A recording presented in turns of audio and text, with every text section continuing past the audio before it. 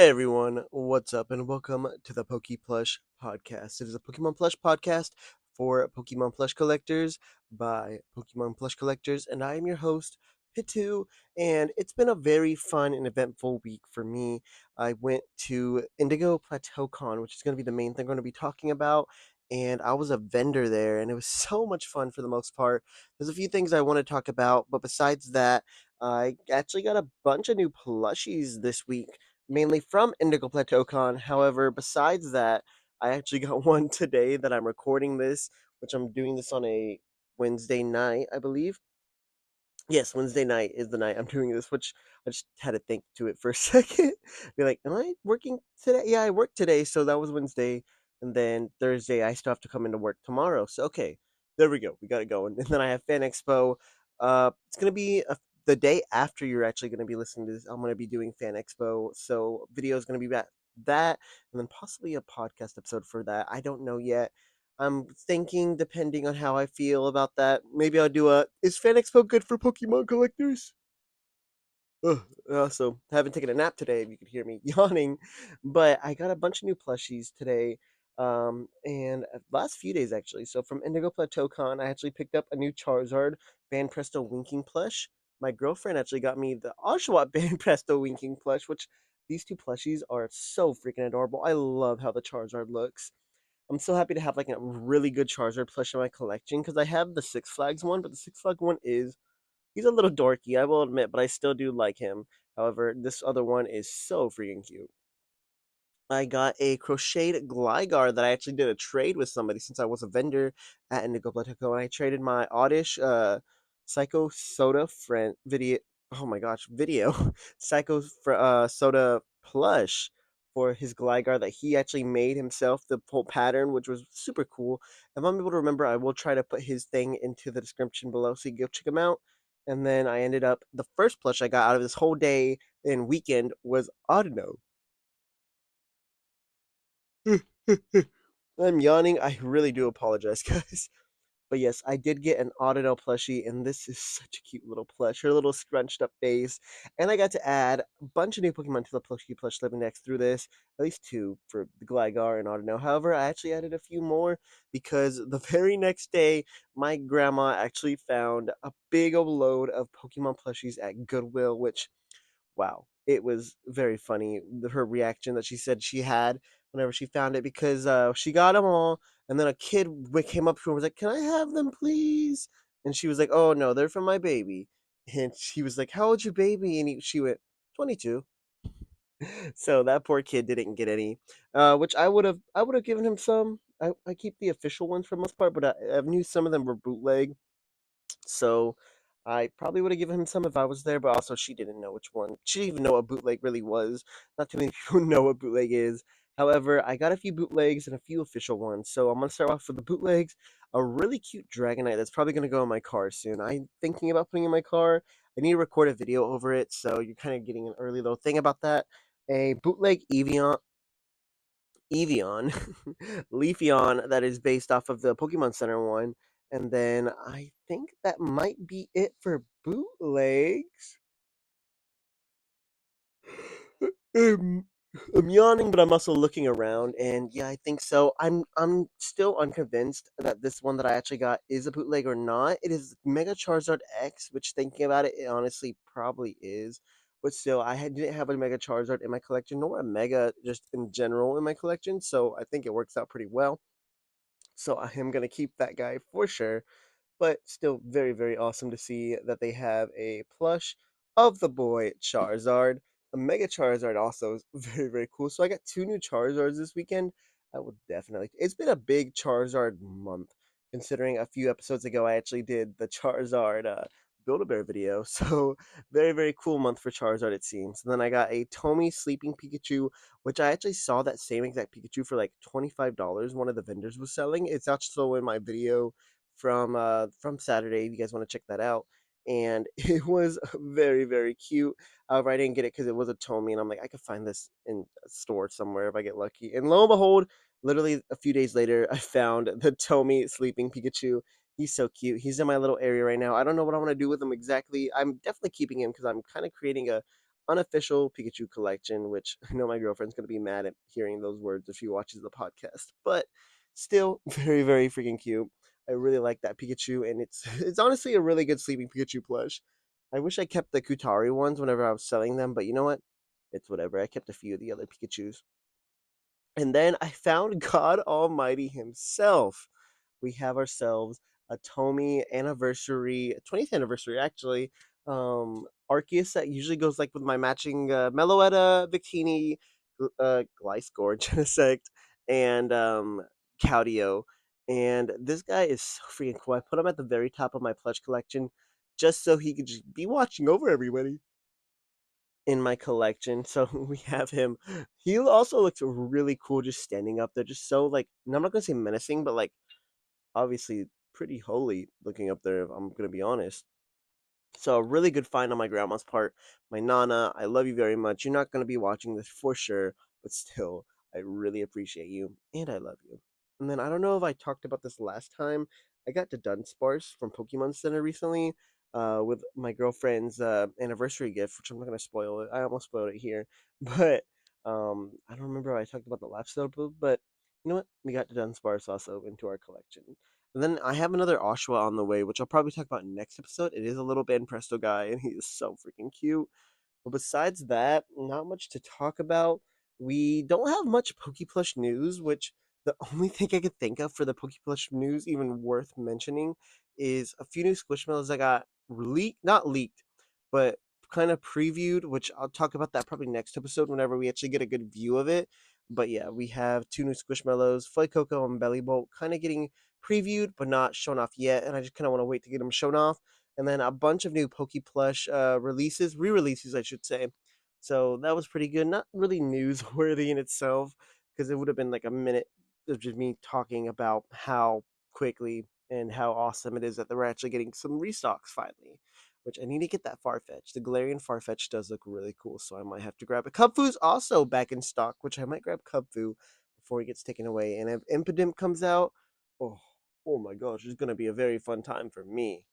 But yeah, that is for the most part everything that I've gotten, and then all the PokePlush news. We covered that in a minute, so it's not too crazy, and that gives us enough time to really talk about Indigo Plateau Con. I know that there was definitely not a lot of people that actually went that watches this, so if you are from there and actually went, I would love to know. But besides that, not too many people really went, probably that are watching this podcast episode. But I just kind of want to talk about my experience there. If you want to watch the whole video about it, definitely check that out on my channel. It was a pretty fun experience altogether. I made some money, got a good amount of profit. My girlfriend made a ton of profit. She was excellent that weekend. It was awesome to see her just rolling and getting all that money. And then she's making even more money on photo shoots at Fan Expo Dallas. Oh my gosh, it's gonna be really, really cool. But I'm gonna keep on going in a second. I'm just gonna actually let us go into the main topic. So give me 1 second and we'll actually start talking about it.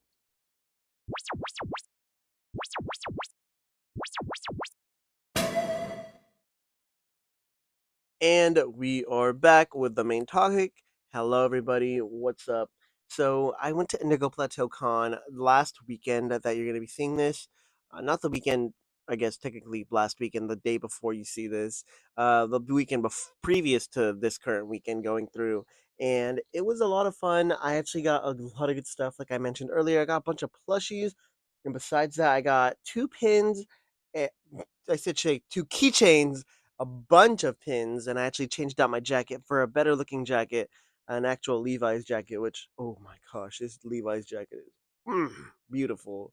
I love it so much. And I even got a few patches on it now, too. I can't wait for you guys to see more videos in it in the future, but wow, I love that jacket so much, and I can't wait to add more to it. Definitely gonna have a full jacket by the end of this year, hopefully, because we have so many cool pins that I threw on there. But I'm dilly dallying and talking about random stuff. We went to Indigo Plateau Con, and I was a vendor there with my girlfriend and her friend. Her friend sold art. I sold plushies, and my girlfriend sold crocheted bucket hats. And it was a $200 table, 66, 66, $66 split. And then I think I had to pay $5 extra because they only had a 2% booth for vending pass, and I was able to get the vending pass for an extra five, so $70 on my end. And Saturday was definitely the biggest day. It was a very rainy weekend, which also probably really affected sales and how many people came. So that kind of sucked. However, still a very successful weekend. My girlfriend would make a Wooper bucket hat or a Ditto, or she even made an Oshawa one. And by the time she finished it, put it up, it sell, and she still had to make another one. So we kept on doing that for the most part for her. I have a bunch of the plushies that were from Pittoo's shop that I brought, and I was very successful in getting those guys out. A lot of them are gone. I only have like a bag full of plushies now. Some of them that kind of broke a little bit, I decided to keep for myself, such as Ella Kid is like the main one where I was like, man, I'm gonna keep Ella Kid just because his Pokeball thing that he kind of reverses into, the Pokeball little middle part came off the felt, so I'm just gonna keep him, and that way we never have to deal with anything from him getting lost ever again. Because I don't really see myself really changing Ella Kid's thing as well, and Ella Kid is a very cute little plush that I have. So I was like, you know what? We'll just go with it. We'll keep him, and that'll be great. So I got to keep Alakid because he didn't sell. However, most of these other guys are, whenever I get a chance, going to try to sell them because I feel like that'd just be the best way to make some money and then add to our actually Pokemon plush collecting that aren't a part of our living decks. So that's kind of the main thing that I'm going to be doing. Super excited for that. And it was a pretty fun time. Like I said, a lot of my plushies sold. A lot of her bucket hats sold. I made about $300 to $400 profit, but I spent about $100. So we'll call it a 350 profit just in case. And then she made about a $600 profit minus about $100 as well. So we'll say about 700, maybe 600, 650, around that kind of mark right there. So she was doing pretty good. I don't know exactly how much our friend made. I didn't really ask her too much about it, but all of our sales kind of decreased on Sunday, which obviously it's a Sunday of a con. I kind of expect that. My girlfriend was kind of expecting a few more people to come in, but also, like I said, Texas have had some really big rainstorms as of late. So that's been one of the reasons that we haven't been able to have a successful con, in my opinion. I feel like if there was no rainstorms, as bad as it was, especially because it was, ooh, like buckets full of water just hitting your windshield if you were driving, which not fun on the highway whenever we ended up going back to her house after resetting. But yeah, it's just it was not a fun time in the rain. However, I do love the rain for the most part. But yeah, it just probably affected sales a little bit at least. I don't know how much it probably would have affected because I recently learned that they actually put sold out online, but I'm pretty sure they were projecting to make even more people coming in. So I don't know if at door they would let you come in and actually purchase tickets and they didn't really have a sold out for that portion. I don't know. It's Frightmare did that as well. The con in Texas that you might not know, it's a horror con. They did that as well, where you couldn't buy online, so you had to go and actually do it in person, which they had tickets for. So I'm guessing that's what they probably had a lot of, and I guess not as many people did that on Sunday, especially. But Saturday was very, very successful on our part. Got plushies, got pins, got all that, and it was very fun. The vendors were super, super nice. I would go around, talk to, especially the artist alley vendors. It was a great thing to see. However, there was a few things that I do want to talk about that I'm not a big fan of. And the first one that I wanted to talk about is the fact that a bunch of the plushies that I saw were bootleg once again, which you can't really say anything about that, but I'm just gonna say that the bootleg plushies they were selling were more expensive than official Pokemon plushies I was selling, and I'm talking about the bigger ones. I made a profit with that, and I did it without having to be a little scummy. That's the one thing I kind of see with some of these people there were bootlegs for $35, and I'm just I'm sick of seeing that because it's so disrespectful to the consumer, and it's so disrespectful to be known as a collector or a seller. It just makes me get ick. It just gives me the ick, and I don't say gives the ick too much because I think that's very, very cringy, but it does give me the ick a good amount. So disappointingly, there was a good amount of bootlegs there, and it just I don't know. And then another thing that I'm not gonna really say is disappointing is there was a lot of stuff that wasn't really Pokemon related. It was just kinda some random stuff as well, like different animes and stuff like that, which I'm not gonna say is like a bad thing because our friend that we were vending with did sell mainly non-Pokemon stuff. It was just kind of weird to see because I just thought it was gonna be a mainly Pokemon con, like how an anime con is gonna have a lot of anime stuff. I was like, all right, Pokemon Con will have just mainly Pokemon stuff, but there was a good amount of stuff that wasn't really considered that. Like there was a bunch of Funko Pop places where there weren't really Pokemon Funko Pops. There was some Dragon Ball Z figures, which I didn't take a look at too much. But for the most part, it was Pokemon. Just a random little tidbit that I threw in there, but obviously not too much of a struggle for me. And then the part that I really had an issue with was kind of how bad it was listening to the DJ. The I don't know if there was an actual DJ there or if they just had somebody that's paid to just come in and just help one of the actual like workers at Indigo Plateau, the actual store. But the DJ and the music was so bad. They had like radio music playing and they had like club music playing, which they like wouldn't be a problem, but they explicitly kind of put on the thing for cosplays, especially to keep it child friendly. However, I ended up hearing stuff like Pony playing throughout the day, and it was just a mess with that. That's like the one thing I'm like, you definitely did not need to do that. We are such simple minded people, all of us that go to cons. We don't need crazy music playing. Honestly, I don't even think we really need music playing. And if we did have music playing, we definitely don't need words into the songs. Just give us some like Animal Crossing, some literal Pokemon music, like the themes from cities and towns.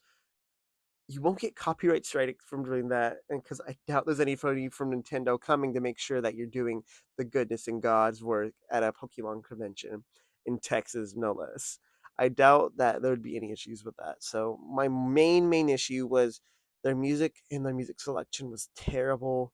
The way they had it with the bass was the main way they ran the music as well. So you couldn't even really hear the music very well. The bass was just destroying my ears. I got I'm not gonna say a migraine, but a pretty big headache from it, and that was just disappointing to see. I'm not a fan of the fact that they did all that.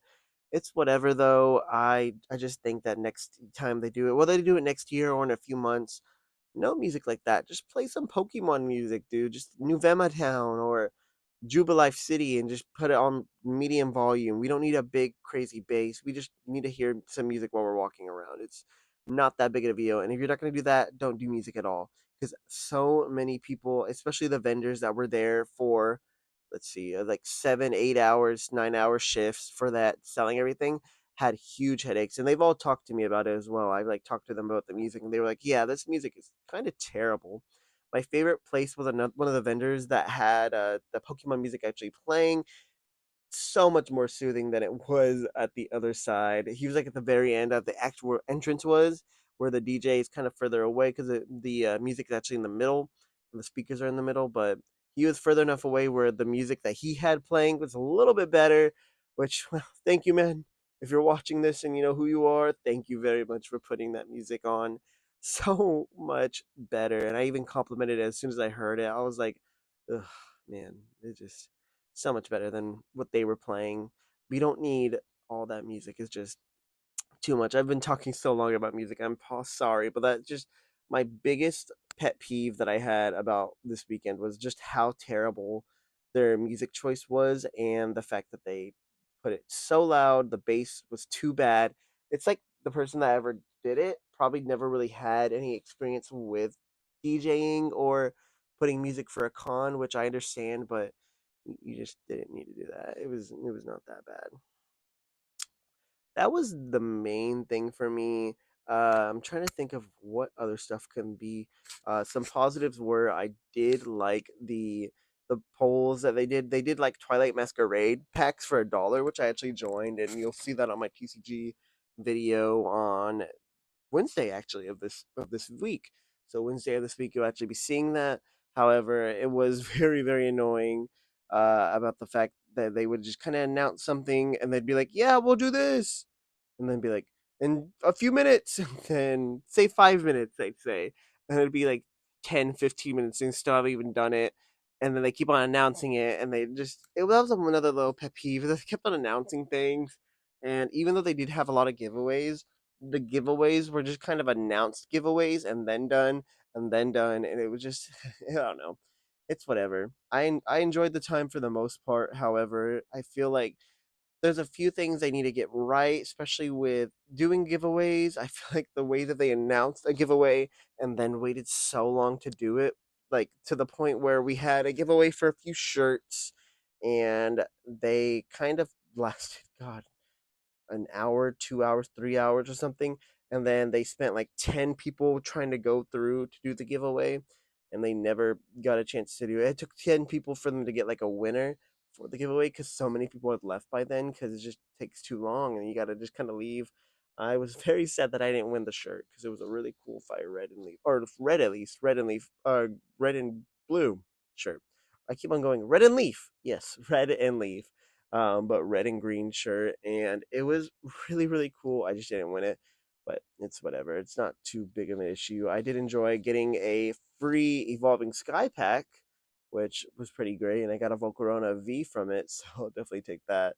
But yeah, the announcements definitely need a little bit better. Music definitely needs a lot better, and then I don't know. It just kind of it was a pretty decent con, I think, all in all.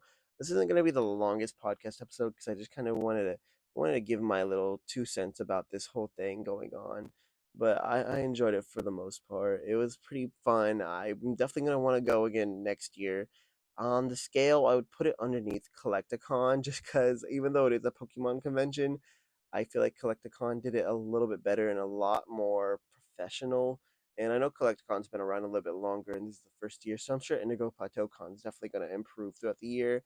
I haven't been to Trainer Con, so I can't really say. And then I know they have markets for Indigo Plateau. I just haven't been to one, so I can't really announce on that. But I think it was a good 5, 6 out of 10 for a con. I enjoyed it. I made money, like I said, and I got to hang out with my girlfriend for the weekend, so that's always a plus for me. But yeah, I think that's all I really need to say about Indigo Plateau Con. It was pretty fun.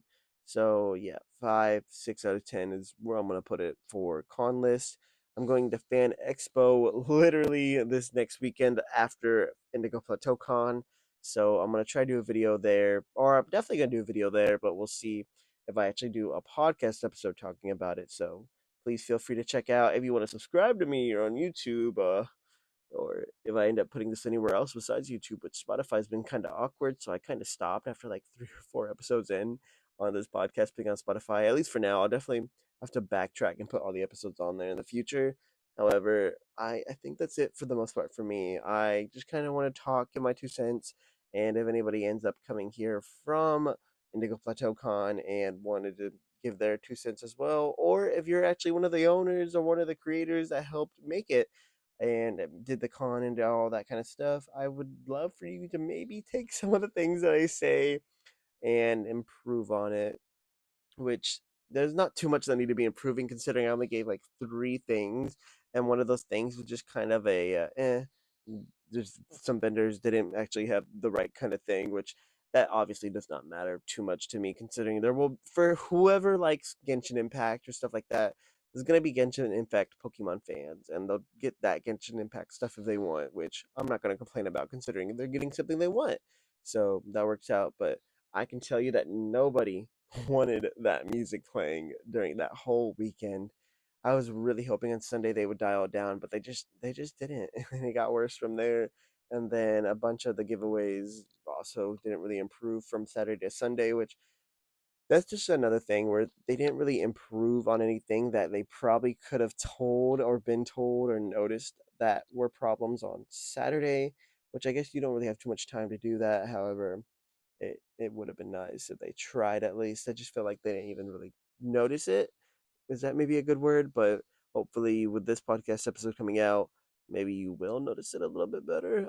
I don't know. But yeah, I think that is going to be it for me, guys. I hope you guys enjoyed me just kind of rambling a little bit about Indigo Plateau Con. Again, like I said, definitely want to go again next year and see how it improves. Or in a few, I think they said in a few months, maybe somebody said, but I also might be thinking of a different con. I don't know. We'll figure that out when we get there. But yeah, I want to thank you guys for listening.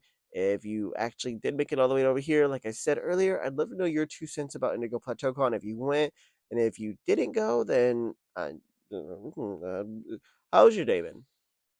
Have you drinking water today? Here, let me get some water real quick. I hope in the middle of me grabbing some water, you also grab some water. Stay healthy, stay happy, and I think that's going to be it from the PokePlush Podcast. We will see you guys next time.